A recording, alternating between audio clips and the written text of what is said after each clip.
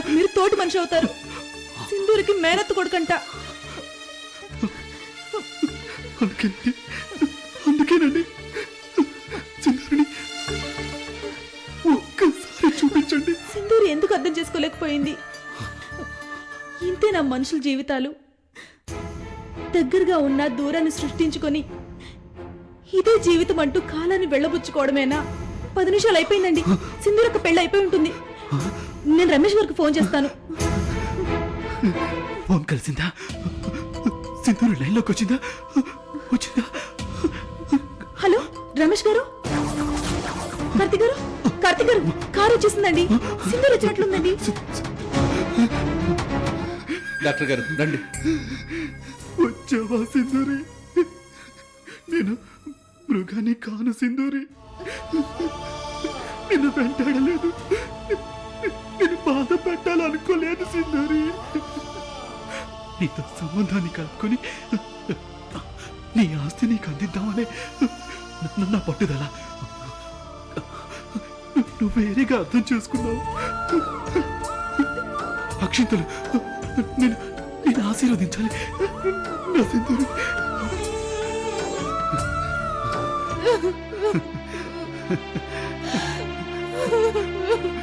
యమదాస్తికి సంబంధించిన కాగితాలు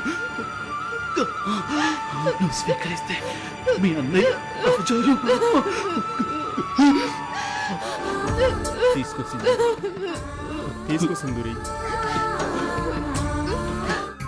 కార్తీక్ కళ్ళు తెరువు. కార్తీక్ లేకుండా చూసి ఇంత పని చేస్తావురా? కార్తీక్ కార్తీక్ రే కార్తీక్ కార్తీక్ కార్తీక్ కార్తీక్ ఏమండి డాక్టర్?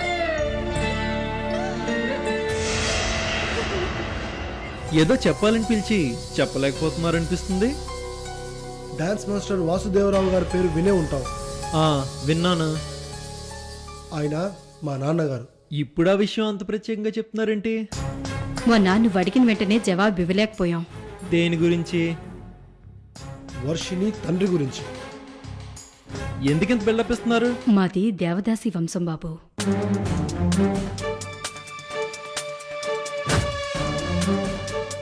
అబ్బా ఏం జలక్కిచ్చారండి. కులం వేరే ఉంటుందేమో, ఈ మాత్రం దానికి ఇంత టెన్షన్ పడిపోతున్నారేంటా అనుకున్నాను. కానీ ఇంత కథ ఉందన్నమాట. వాసుదేవరావు గారి కూతురు అన్న మాట మర్చిపోవద్దు.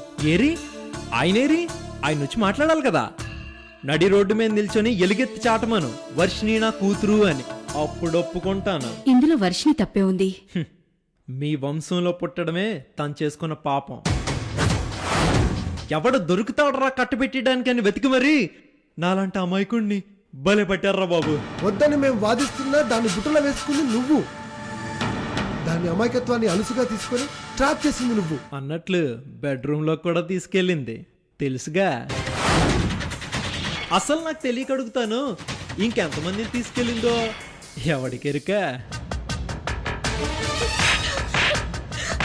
ఆగిపోయామే, కొట్టు. నీ కోపం చల్లారే వరకు కొట్టు. నేను ఆడపిల్లలతో తిరిగే రకాన్ని. సరదా కోసం, అవసరాలు తీర్చుకోవడం కోసం, నాకు ఒక బాయ్ ఫ్రెండ్ ఉన్నాడని చెప్పుకోవడం కోసం తిరిగే అమ్మాయిలుంటారని బాగా తెలిసిన వాడిని. నన్ను నీ మీద చెయ్యి కూడా వేయనవ్వలేదు. అప్పుడే అర్థమైంది నువ్వెంత ఉత్తమమైన దానివో. నేను చేపట్టాలనుకున్న వారు ఎవరైనా సరే ఈ జవాబు లేని ప్రశ్నలకి తలంచుతారు.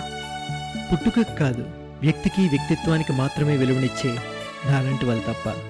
నిన్ను గట్టిపరచడానికే ఈ నాటకం ఆడాను. నా మనసులో గట్టిగా ముద్ర వేసుకున్నావు నువ్వు తెలుసుకున్నాకే మళ్ళీ నీ మొహం చూస్తాను. నీ నాటకాల కోరికలు చచ్చాకే నీతో మాట్లాడతాను. మా దేవదాసి పరిస్థితుల నుంచి వచ్చిన ఈ చిన్ని మనసుది ఆకర్షణ అనుకో, స్వచ్ఛమైన ప్రేమే అనుకో. మనస్ఫూర్తిగా నిన్ను కోరుకుంటోంది. మనకి మంచి అమ్మమ్మ, నాకు మంచి నాయనమ్మ.